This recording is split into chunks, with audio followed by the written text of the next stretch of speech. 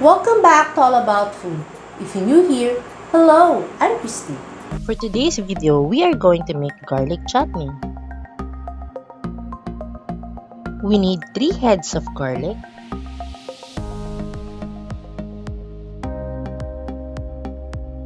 three tomatoes,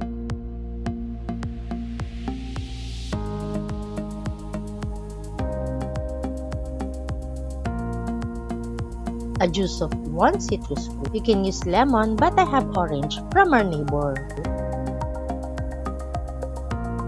Half a teaspoon of salt, half a teaspoon white pepper, 1 teaspoon chili flakes,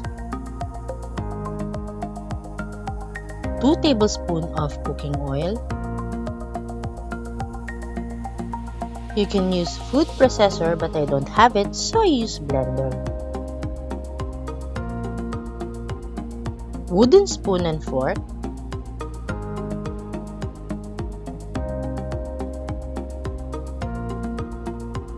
knife and chopping board, pan,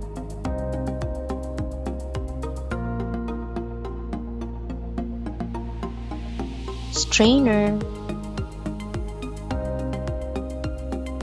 Slice the tomatoes, remove the seeds, and put them in a strainer to separate the seeds from the juice of the tomatoes. Put them in a blender or food processor.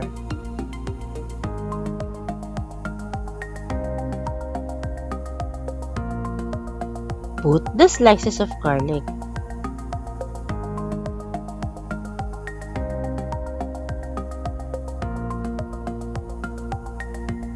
Look at the garlic cloves. It is perfect for garlic chips. Add the juice of citrus fruit. Add salt, pepper, and chili flakes. Add cooking oil and water. Put them in a blender or food processor.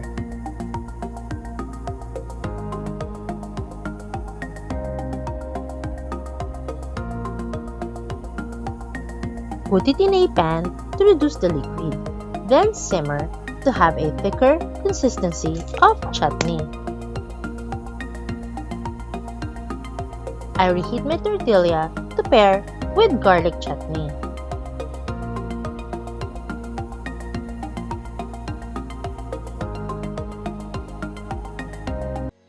There you have it. Enjoy garlic chutney. If you'd like me to be your culinary trainer, please see the description below. If you like this video, please give it a thumbs up. Please consider subscribing to my channel if you're new here. Hit the notification bell so you'll be notified every time I post a new video. Have a great day. Thank you for watching.